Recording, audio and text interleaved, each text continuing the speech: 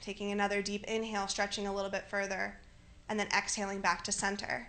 Now take your right wrist in your left hand and come over to the left, stretching.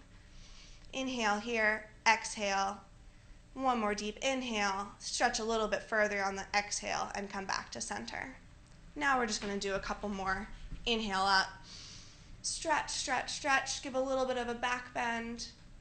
Exhale back down, inhale up, stretch, stretch, stretch. And then you can take a little, grab your elbows and just fold forward here. You're probably not going to see me too well, but just getting a little hamstring stretch in and just relaxing, shaking your head yes and no.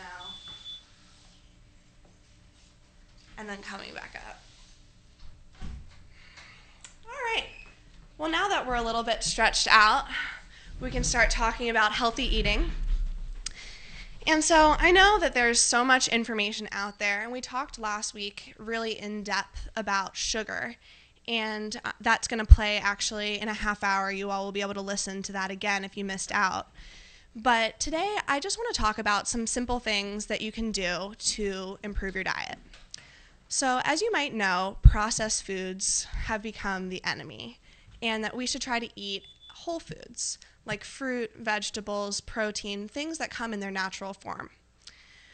But I know a lot of us have habits such as bread and things like that we just can't kick. But a really easy switch that you can do is just taking, instead of eating white bread or white rice, just to switch to whole wheat bread or whole wheat or brown rice and whole wheat pasta. And it may not seem like this is a huge difference, but it really will impact your diet and help you, lose weight and feel like you have more energy, because the fiber in the whole wheat will keep you full longer and keep you energized. Some other switches that we talked about last week are switching from sugary drinks like juice and soda to water, which might seem like an obvious change, but it really, really can impact your diet a lot, especially if you're drinking a couple of these drinks a day. You don't even realize it, but it's 400 or 500 calories there if you're having 3 sodas. And so when you switch to water, you nix all of those calories. So over here on the East Coast, we had a storm earlier this week, Hurricane Sandy. You might have heard of her. And so I got the chance to read a really good book that I wanted to share with you all. So the book I read is called Primal Body, Primal Mind. And it's about beyond paleo eating. And if you all haven't heard about the paleo diet, it's basically going back to like the caveman and how did the caveman eat before we had all of these crazy different ways of processing food and super unhealthy options out there. So this book just talked about the fact that over the past, 100,000 years, as long as humans have been on the earth, our bodies have really not changed a whole lot or adapted to the way of living now. If you think about it, in the past 100 years, our lifestyle has changed so much, but our bodies really haven't. And an interesting example that I've been thinking about lately is just the fact that we all have an appendix. And although there might be some use that we don't really realize, our body still has this organ. And if our bodies really were adapting that quickly, you would think that we would no longer have an organ like that is pretty much useless to us and actually causes illness and sickness when it erupts. So that being said, if you think about our diet, our body really hasn't adapted to, eating all of these super processed foods that have become so readily available. And this book really goes into super intense detail about how you should be eating and how our bodies will perform optimally when you give them the chance. And so some of the main points it talks about are just eating really nutrient-dense foods. And, keeping your calories relatively limited, and I don't mean completely restricting yourself, but you want to eat foods that are the most dense in calories so that you don't have, the most dense in nutrients so that you don't have to eat as many calories to feel satiated, and also to get the energy and the vitamins that you need from food. So something that I've been doing lately that's really helped me eat more vegetables is putting all of my meals on top of a salad. And I know it sounds kind of weird, and I don't even really call it a salad just because it's it's not really a salad, but I'll make my chicken or my eggs, and then I'll just put it on top of the salad or on top of the greens. And then it really helps me to eat more green vegetables as well as feel full at each meal, because you really can fill your plate or fill a huge bowl with green vegetables and you won't feel full or too full or bloated afterwards. You'll just feel just right and have a lot of energy to continue with your day. Another thing that I've been working on is kicking the caffeine habit, which has been really hard for me. When I first started working out a year or two ago, I was taking a lot of caffeine supplements to get me through the day and to power me through my workouts. And so I got into this routine of really regulating my own energy levels with taking caffeine to amp me up during the day and then taking like a melatonin or a sleeping pill to put me to bed at night. And it really just wasn't working because my body didn't get the chance to regulate itself. And eventually I became really irritable and I was crashing a lot, and I just felt like I didn't have any energy at all. Weaning myself off caffeine supplements was one of the hardest things I've ever had to do, because after that I really felt like I couldn't move almost. When I would wake up in the morning, it was like, where do you get your energy if you're not taking it in a caffeinated form? So for about a month or two, I didn't even drink coffee. I just tried to let my body function normally and regulate itself to see what I could do and how I could get energy from other sources. And that's actually how I met the nutritionist Ginny Johnson, who was on my show last week, because I approached her needing help to get off these supplements. So now I am drinking coffee again, or tea sometimes in the morning, but it's definitely more for the enjoyment of the taste rather than I need caffeine to get me going.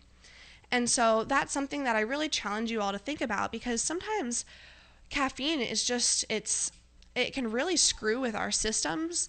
And also it is an appetite suppressant, which can be good in some ways, but then it can leave you really with a sugar crash later, because you have no energy because you haven't even eaten and you've forgotten to eat because the coffee just gives you this energy that is artificial.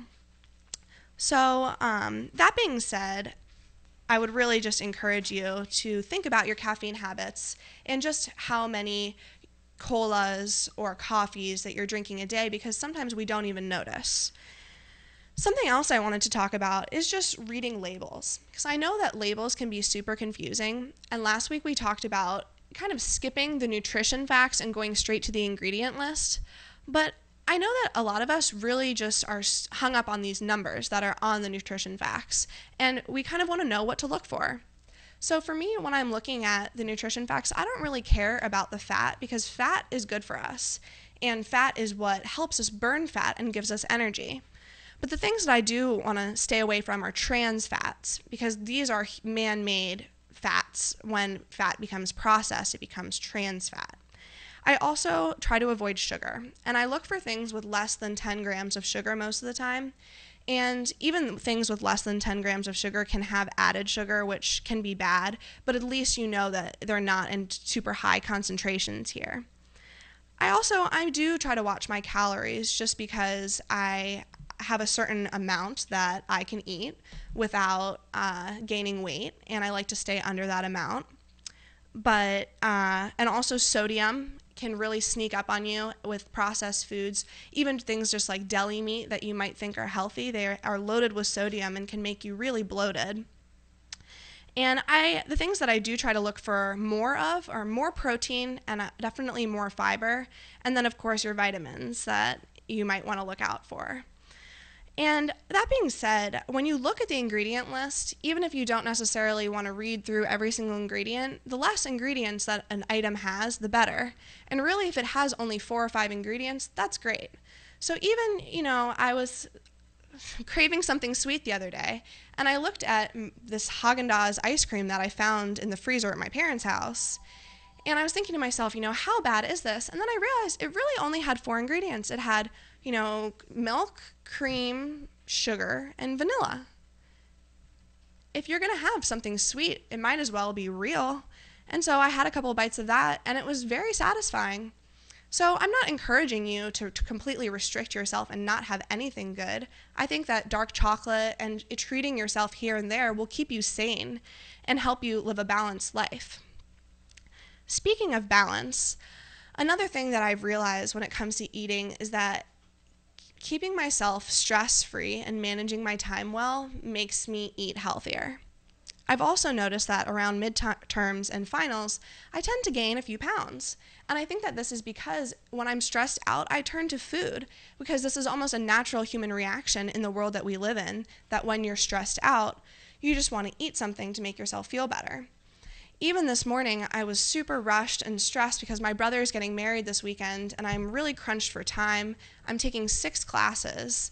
And so I was sitting down this morning and I was talking to my mom, and I was just like saying how I was craving this pumpkin bread that we had. And then I'm thinking to myself, do I really want this? And I did have a little teeny piece, and then I had my eggs and my healthy breakfast. But in the end, it's just taking that second to really think about, is this what you want? And is this what's going to help fuel you for the day and make you feel better about yourself in the long run? And sometimes, yeah, it's going to be yes, and sometimes it's definitely going to be no. But I really encourage you to seek balance in your life, and that's what I'm working on right now, is cutting the things out that don't bring me happiness and doing more of the things that I love so that I am happier, and so it's easier for me to do things like eat healthy because I am feeling balanced and a good sense of well-being. With that, I think that it's really great to do things such as yoga and meditation so that you can be well-rounded and have a calm sense of self and kind of get in touch with your spirituality, because there is this mind-body connection that some of us ignore, and it can really be helpful and fulfilling to connect to that and to feel more grounded with that. So one more point that I wanted to make is that even though I exercise all the time, you might think that I can eat whatever I want. And I did test that theory at one point, and let me tell you that it didn't work out so well for me, and I definitely put on a few pounds. And you really can't out-exercise a bad diet unless you literally live in the gym and stay there all day long, which is why making changes like I talked about today, switching to whole wheat items, drinking water instead, putting your meal on a salad to help you eat less of the actual calories and more nutrient-dense vegetables can really be helpful in combating the things that we do, such as eating out and having a drink or two and having some sweets. If you make up for that where you can, then it's okay to splurge a little bit. But you just have to know that you can't splurge everywhere and that you do have to save calories somewhere if you plan on having that dessert or that second glass of wine. So last week, a couple of other things that we touched on were actually eating full-fat dairy products instead of going for the skim products all the time. And I know that a lot of people might tell you to do the skim version just because it has less calories and less fat. But it's actually going against, back to Paleo, like this book, going against what our bodies really want. And our bodies do want this fat, and our bodies want these things in their whole form. So you don't really have to worry about eating like super lean meat. Really what you should worry about is where your meat comes from. Like, is it grass-fed? Is it organic? Or does it have hormones added to it? So when I go to the grocery store, and you've probably heard this before, just to stay on the perimeter and always getting fresh foods. So my first stop is always to the fruit and vegetables. I get lots of bananas and apples and things like that that are easy to take on the run. And I can leave them in my car if I need to. That way, if I'm ever in a crunch, I have a snack handy and I don't have to think about going to the store and maybe getting something unhealthy. And then, like I said, I always get vegetables. And I get the big containers of spring mix or some type of salad mix so that I never run out. And I actually eat one of those big containers probably every other day just because I eat so much green vegetables. And then always buying what's in season. So right now, a lot of like pumpkin and things like that are great. You can do pumpkin soups and stews, and even you can make a healthy pumpkin pie. And eggplant is really great. So just kind of seeing what's in season and what looks ripe and good today is always a good bet.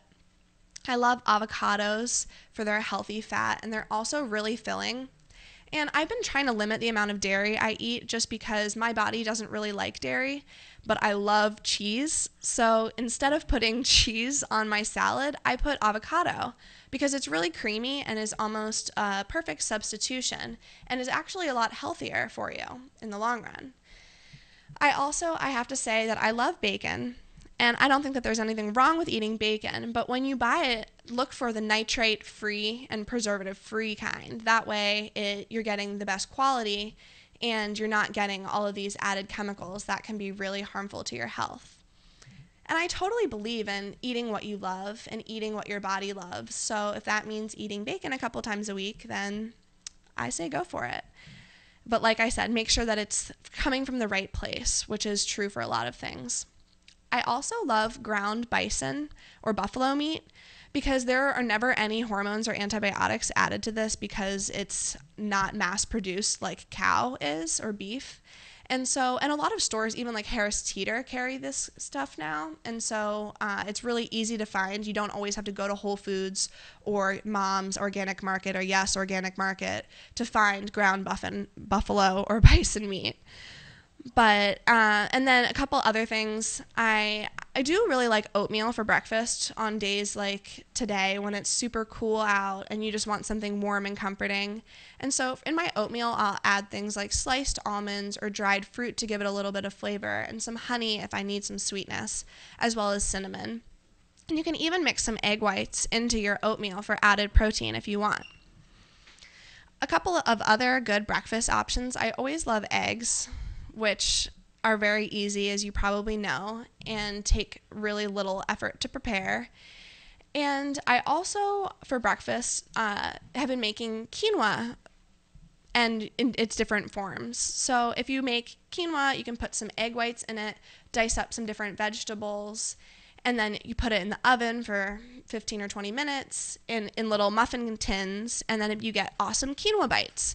And I really like to do this because they store well, and you can mash them up and mix them into something else or eat them as is, and they're really delicious. You can sprinkle some cheese on top if you want, which I've been trying to avoid, but it does make it tastier. And then back to the grocery store shopping. So I think Greek yogurt is a really great option for snacks and breakfast if you want. And it's very filling. It has a lot of protein. And similar to the oatmeal, you can add some almonds or whatever else you want to make it taste good. But I do want to talk about the fact that a lot of people eat the Greek yogurt that already has fruit added to it. And I know that this is an easier option, but I do encourage you to add your own fresh fruit instead of just buying the ones that are pre-made, because they can have a lot of sugar, and people don't really realize just how much added sugar they're getting when they buy those Greek yogurts. And I also, when I go to Whole Foods, I really love going and seeing what sushi is fresh. I love sushi. And I usually get the brown rice kind if I'm getting any type of sushi with rice, just because, as I said, brown rice is rice in its real form, whereas white rice is the brown rice, but it's been stripped. So it's just the inside of the brown rice, and it's too easy for our body to digest. It just goes right through us and doesn't give us the energy that we really need. So, and a couple of other snack options that I really like at the grocery store are Kale Chips. And I don't know if you've ever tried them, but they actually are really delicious, and you can make them yourself by just getting kale and putting non-stick spray. I like to use olive oil spray rather than using my good friend, or actually my not so good friend, Pam. And so you just spray a pan, put down your kale. You can sprinkle it with some garlic salt or cayenne pepper, whatever you want to flavor it. And then you bake it at a relatively low temperature for 15 minutes. And then you get some crunchy kale chips. Or you can buy them pre-made at stores like Whole Foods or different organic markets, although they are much more expensive when you do buy them already made, which can be hard when buying all organic foods, but it's also worth it. And then a couple of other snack options that I really like to keep in my car or keep handy are Lara bars, which are completely natural. All they have are dried fruit and nuts in them, and they're super delicious and really good energy, especially for after or before a workout. They're super great. And then before I got into super extreme healthy eating, I really liked Think Thin bars. And even though I don't necessarily eat them now, I think that they're a great option if you're looking for a bar with protein that is quick and easy and actually tastes pretty good. So those are called Think Thin, and they each have 20 grams of protein, which is super great, especially if you're trying to build lean muscle. And as I said, they taste pretty good too. So that's always a plus. But the main thing you want to focus on when you're grocery shopping is buying whole foods in their real form, not packaged or processed items.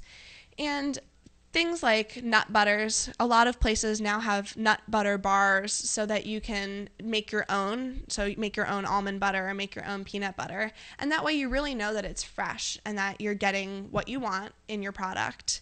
And I think that nut butters can be a great snack with a banana or an apple, or you can add them to a smoothie. We talked a little bit about smoothies last week and about how awesome and easy they are to take on the go. I have recently fallen in love with South Block, which is in Arlington, and it's a smoothie and wrap place. And so I always go in there and get a healthy smoothie. And my newest favorite is to add basil to my smoothie, and I think it gives a really savory flavor. So I was doing, I think it was banana, dates, coconut milk, basil, some blueberries and strawberries, and it's really delicious and actually really satisfying and filling, especially if you eat enough of it. And so for breakfast, a lot of the times I'll make like a giant smoothie, and it looks kind of absurd because it's so large, but if you're going to be eating liquid like that, then you might want to, make it pretty big. And I try not to put any more fruit in it than I would naturally eat at any one sitting. So if I'm thinking to myself, wow, this is way too much fruit, I try to just add more coconut milk or something to stretch it out. And when it comes to coconut milk, I do usually get the 45-calorie unsweetened coconut milk. And I'm sure that you could get the 90-calorie or whatever it is coconut milk. I think that that's fine too, but just make sure that it's unsweetened. That's the main point that I want to make with that. And also almond milk is another really great alternative. Like I said, I'm not really trying to eat a lot of dairy products, so instead I've been doing almond milk or coconut milk. And they both taste great, and you can put them in your coffee if you want, or whatever you use milk for. You can substitute these awesome non-dairy milks. Although I've yet to try to make my own almond milk. I hear it's really easy, so I'll keep you all posted on that. But I do need to try. And so, I think I've covered most things. Last week we also spoke about using stevia instead of sugar to sweeten whatever you want. But I really do feel like not using any type of added sweetener is really the key, and to learn to savor foods as they are. And it was interesting to me when I went on this elimination diet, it's called. I did a 21-day cleanse. And so during this time, I really, really was very strict with my eating, and I limited all added sugars and ate only whole foods. And I was eating a banana, and I thought to myself, wow, I can't believe how sweet this tastes to me. Because I hadn't had anything that was artificially sweetened or that had sugar in it besides for fruit. And it was crazy at how my taste buds had changed to really, really appreciate how sweet and delicious fruit is, which is nature's candy. And so I thought that was really interesting. And so I encourage you to be your own detective and find out what works for you, because just because these things work for me doesn't mean that they're going to make you and your body happy. But I've found a routine that works for me and a way of eating that works for me, and I'm slowly improving upon that, because there really is no end to health and fitness. It's a lifelong journey, and as you figure out more about yourself, you'll be able to know how to fuel your body better and how to work out to complement the way that you're eating. And that's something I'm working on right now, because it's really hard for me to balance my life with working out, with eating healthy, especially because I really, really enjoy working out. So it's easy for me to overdo it. And even right now, my forearms have been really sore for the past couple of weeks, and I need to take some time off. And so the way that I'm going to not lose my mind is by really getting back and focusing on eating healthy. That way I can take a week off from the gym, and my body won't suffer the consequences by putting on weight or anything. In fact, it's crazy, but I might actually lose weight, and that's happened to me before, because when we're overdoing it and overexerting our bodies, we cling to whatever fat that we have, because our body goes into starvation mode. And so when we give it a chance to rebalance itself and get back to homeostasis, it will let go of that excess fat. So we'll see what happens. I'll keep you all posted on this. I'm trying to take some time off from the gym. It's really hard for me, though, because the gym is where I get my mental clarity. And I think that everybody has some sort of addiction, and being Fit Queen Irene, of course I'm addicted to the gym. But it's time for me to find a little bit more balance in my life. So I hope you all have enjoyed learning more about eating healthy and eating right, and I hope that you use these tips to your greatest advantage. Now we're going to put it back on last week's show, so hopefully you can catch up if you missed out on Ginny talking all about sugar and how to kick the sugar habit. See you all next week. We'll get our sweat on, I promise. Fit Queen Irene out. Oh my God. Talk.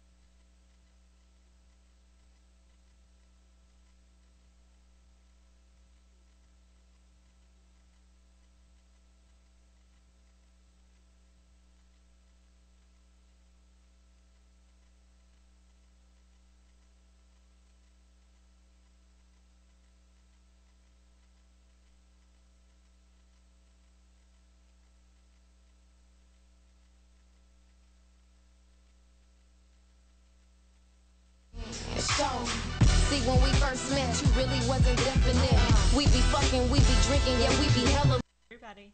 Ginny, will you tell us a little bit about yourself and your background? Sure. Really happy to be here. Thank you, Irene, for inviting me along.